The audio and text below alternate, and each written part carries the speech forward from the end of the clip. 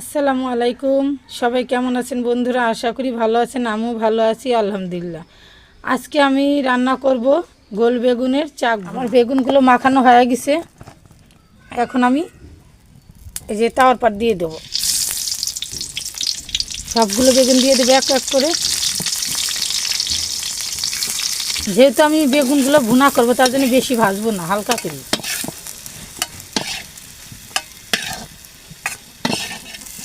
এইভাবে আমি সব বেগুনগুলো ভেজে নেব। তেলটা গরম হয়ে গেছে, এখন জিরে দেব পুরানো।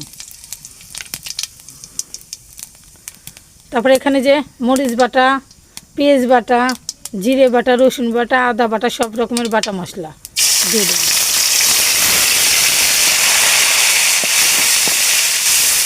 ভালো করে নাড়ব। লবণ,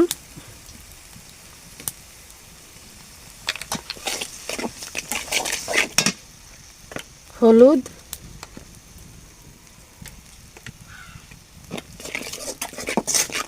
ভালো করে একটু কষিয়ে নেব। মশলাটা কষানো হয়ে গেছে, এখন আমি ঝোলের জন্য পানি দিয়ে দেব।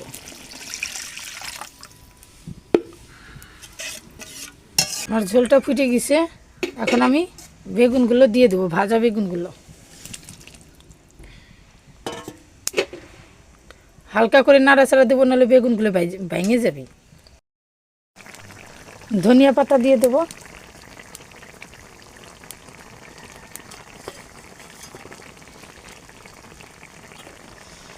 আর কিছুক্ষণ রেখে দেবো, তারপর নামিয়ে ফেলবো। এখন আমি পালং শাকের ঘন্ট করব। আমি পালং শাকগুলো কুটে ভালো করে ধুয়ে পরিষ্কার করে নিছি, এখন আমি কড়াইতে দিয়ে দেবো শাকগুলো।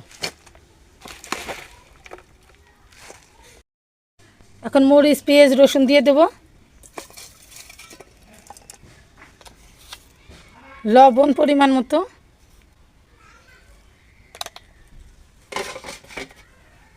ঢেকে দেবো। শাকটা আমার প্রায় সেদ্ধ হয়ে গেছে, এখন আমি যে ঘুটে নেব। আপনারা চাইলে ইলিশ মাছের মাথা দিয়েও ঘন্ট করতে পারেন, তো আমার তো আজকে ইলিশ মাছ নাই, কোনো মাছের মাথাই নেই, তাই আমি আজকে নিরামিষে ঘন্ট করব। ঘুটা হয়ে গেছে, এখন আমি কিছু আটা গুলা দিয়ে দেব।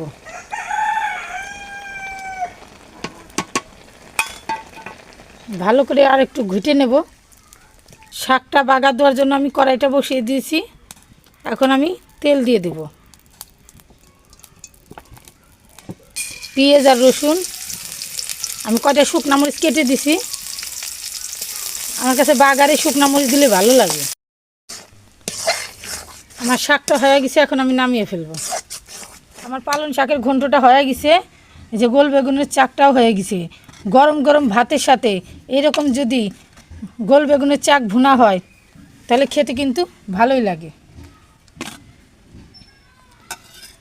আমি আগে একটু টেস্ট করে দেখি, মজাই হয়েছে। তো আমার রান্নাটা কেমন হলো অবশ্যই জানাবেন। আর সবাই ভালো থাকবেন, সুস্থ থাকবেন। আল্লাহ হাফেজ।